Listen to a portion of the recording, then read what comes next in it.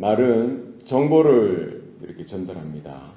여러 지식이나 어떤 내용을 전달할 때 말이 필요하죠. 말을 통해서 여러 가지 정보들을 우리는 전달하고요. 또 전달받습니다. 이런 정보뿐만 아니라 우리 감정도 나타내죠.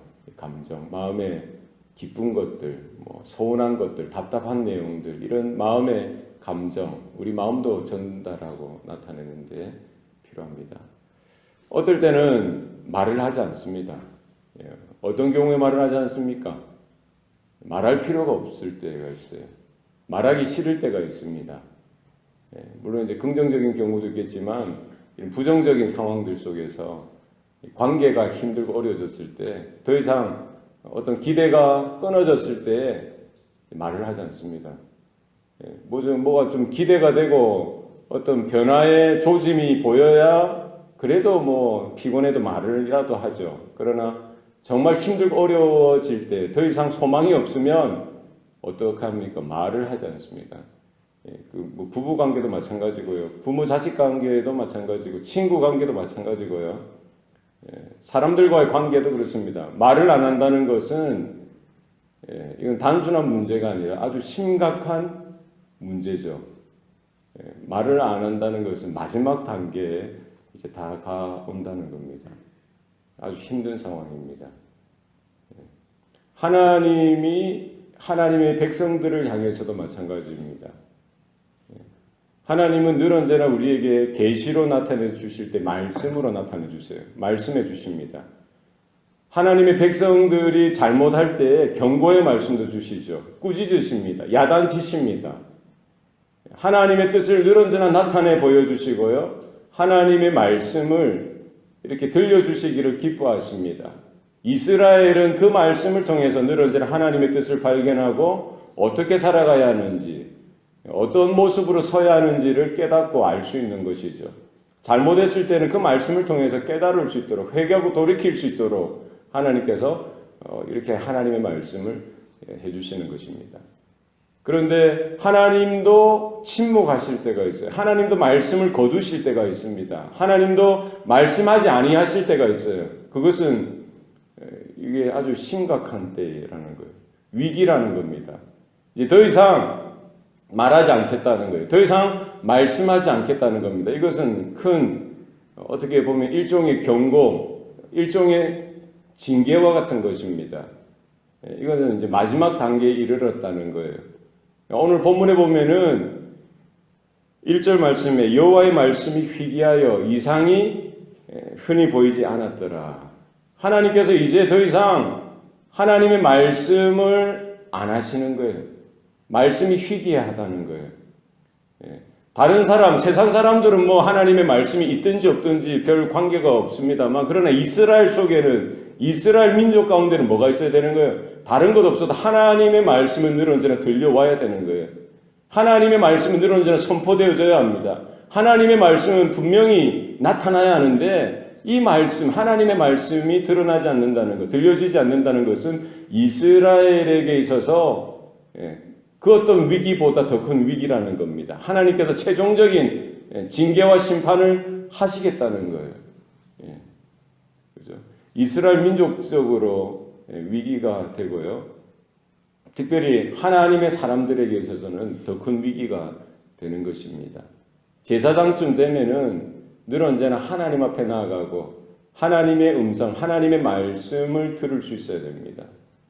그래서 이스라엘 백성들에게 하나님의 말씀을 대언하는 거죠. 하나님의 말씀을 전달하는 겁니다. 하나님의 은혜를 나타내고 하나님의 은혜를 전달해야 되는데 하나님의 말씀이 희귀한 거예요. 하나님의 말씀이 들려지지 않습니다. 하나님의 말씀이 더 이상 나타나지 않습니다. 이것이야말로 이스라엘에게 있어서 엄청난 위기가 되어지고요. 심판의 전조가 되어지는 것입니다. 오늘 본문에 보면 엘리의 눈이 점점 어두워 가서 잘 보지 못한다라고 되어 있어요.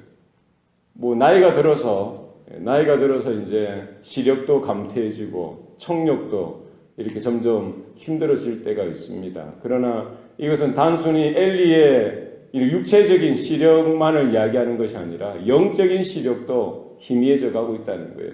영적인 청력도 희미해져 가고 있다는 겁니다.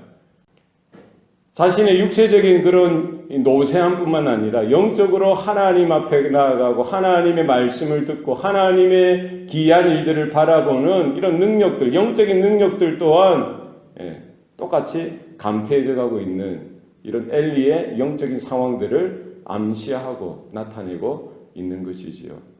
다른 사람은 몰라도 하나님의 사람은 하나님 앞에 바로 서서 하나님의 음성을 듣고요. 하나님의 뜻을 분명히 발견하고 하나님께서 무엇을 원하시는지 그 길을 향해서 끊임없이 나가야 하는 것입니다. 오늘 마지막 때에 성도된 마지막 이 세상의 소망이 무엇입니까? 이 성도 가운데, 교회 가운데에 있다는 것입니다. 그러나 교회 가운데, 성도 가운데 하나님의 말씀이 희미해져 가고 하나님의 뜻을 분명하게 분별하지 못한다면 이것이야말로 큰 위기가 될 수 있다는 사실을 우리는 기억하고 내 안에 하나님 말씀이 있는가? 내 눈에 분명히 하나님의 뜻이 하나님의 영광이 분명하게 나타내 보여지고 있는가? 우리 자신을 돌아보면서 하나님의 말씀을 다시 한 번 더 붙들고 하나님의 은혜 가운데 다시 한 번 더 나아가는 저와 여러분 되시기를 바랍니다.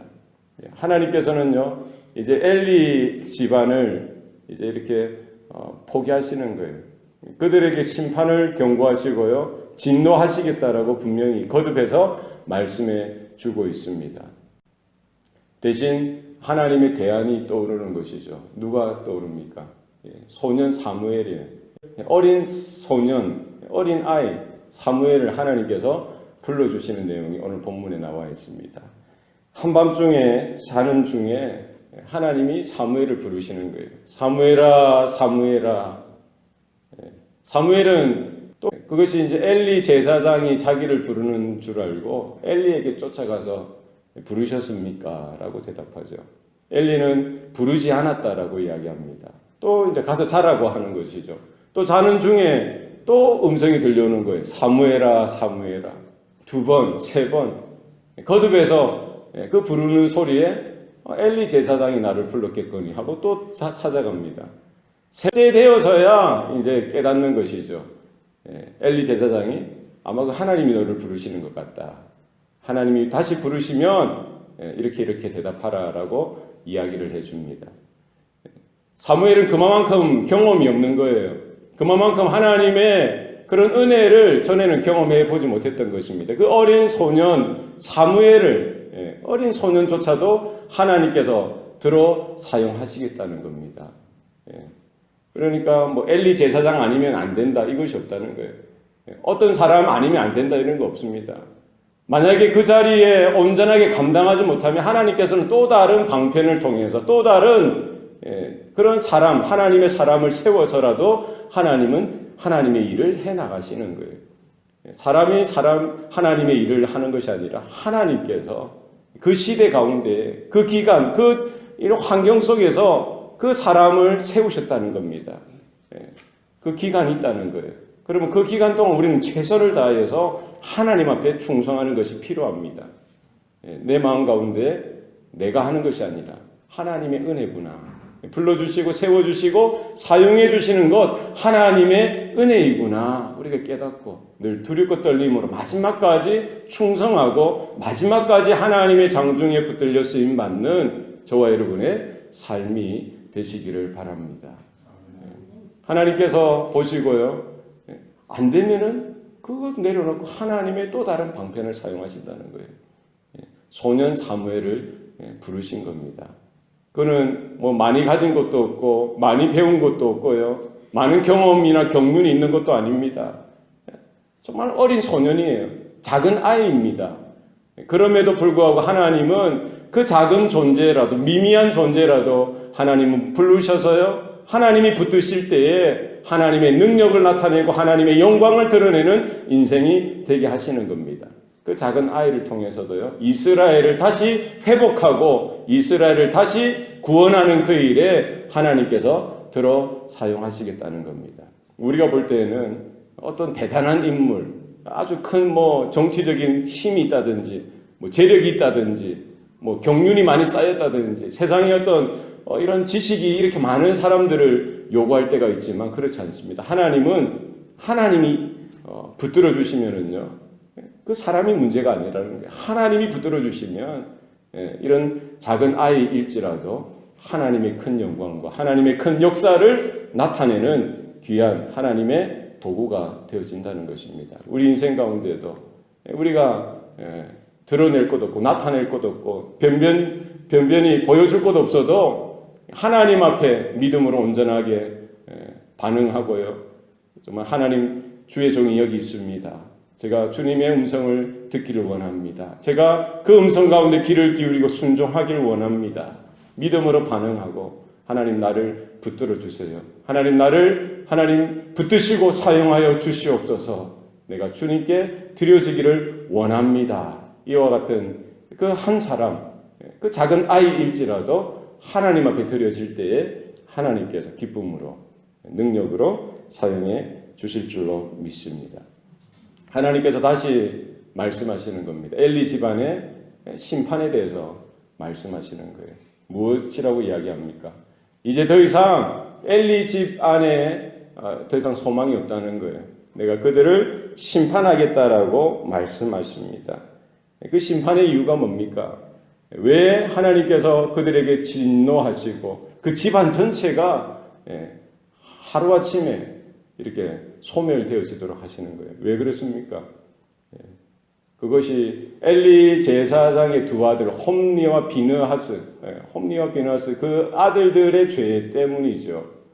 그들은 하나님의 제사를 업수히 여기고요, 하나님 앞에 못된 짓을 하는 거예요. 자신들의 탐욕을 채우는데 하나님의 제사를 함부로 대하고요, 재물을 함부로 취하고 또 거기에 해서는 안 될 못된 짓까지 다 해버리는 겁니다. 사람이 타락하면은요, 이 빗장이 열려지는 것이죠. 끝이 없이 막장까지 달려가는 것입니다. 그것이 죄의 속성이라는 거예요. 한 번 할 때는 두려울 수도 있죠. 죄책감이 듭니다.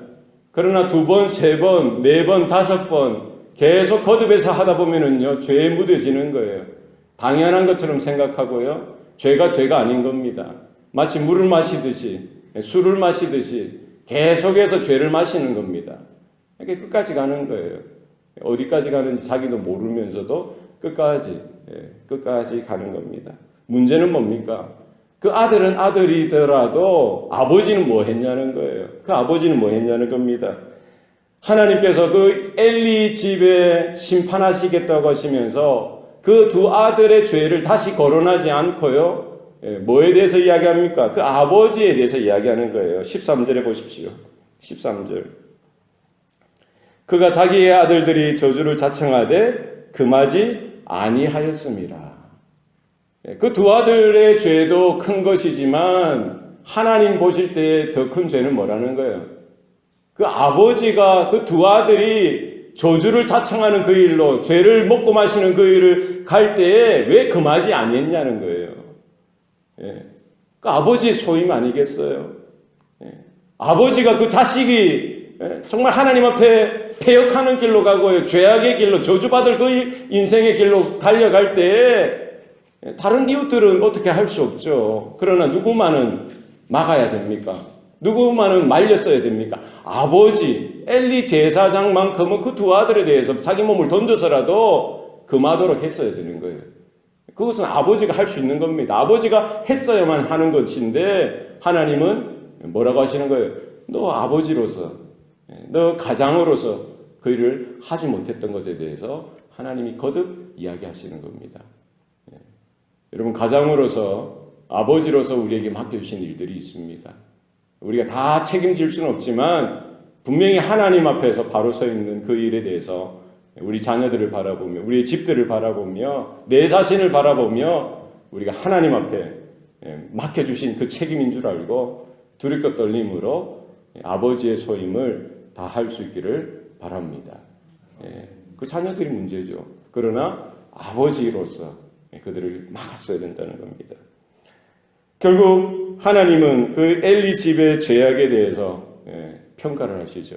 그 죄, 엘리 집의 죄악은 제물로나 예물로도 영원히 속함을 받을 수 없다라고 이야기하십니다. 용서받을 수 없다는 거예요.